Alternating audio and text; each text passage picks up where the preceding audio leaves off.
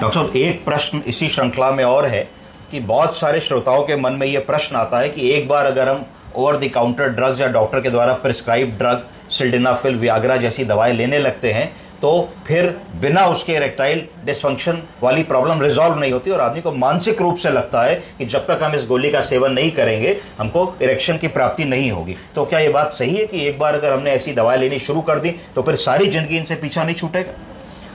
Sir, ये है कि खुद से ओवर द काउंटर जब हम इस टाइप की ड्रग्स लेते हैं विदाउट प्रॉपर काउंसलिंग तो दिक्कत आ सकती है। Without proper evaluation and counselling और जो आपकी साइकोलॉजिकल इश्यूज है वो रिजॉल्व किए बिना हम लेते चले जाएं तो दिक्कत आ सकती है। इसे सर हम साइकोलॉजिकल डिपेंडेंस कहते हैं। इसमें ये होता है कि अगर फर्स्ट टाइम हमने मेडिसिन ले ली, हमें प्रॉपर इरेक्शन हुआ, नेक्स्ट टाइम भी यही होता है। फिर जब आप नेचुरल सेक्सुअल एक्टिविटी में इन्वॉल्व होने की कोशिश करते हैं विदाउट मेडिकेशन, तब आपको मोस्ट ऑफ द टाइम ये फियर और एंग्जाइटी रहती है कि हमने मेडिसिन नहीं ली है तो कंपैरेटिवली कम इरेक्शन होगा या नहीं होगा।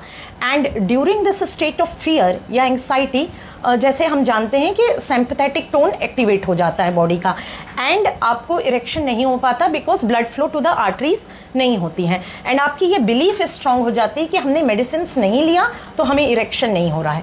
तो next time you are again compelled, आप मजबूर हो जाते हैं कि हम मेडिसिन लें, नहीं तो हमें इरेक्शन नहीं हो जाता। तो इस तरह हम एक न्यूरोसाइकोलॉजिकल लूप में फंस जाते हैं कि विदाउट मेडिसिन हमें इरेक्शन नहीं होगा। इसकी बजाय प्रॉपर इवैल्यूएशन होना ज़रूरी है, आपके साइकोलॉजिकल इश्यूज को सॉल्व होना ज़रूरी है कि आप रिलैक्स्ड स्टेट में रह सकें, आप शांत रह सकें, पीसफुल रह सकें और पार्टनर के साथ प्रॉपरली कम्युनिकेट कर सकें अपने डिज़ायर्स, अपने विशेस एंड आपके फियर्स। तब नॉर्मल सेक्सुअली एक्टिव साइकिल रह सकती है।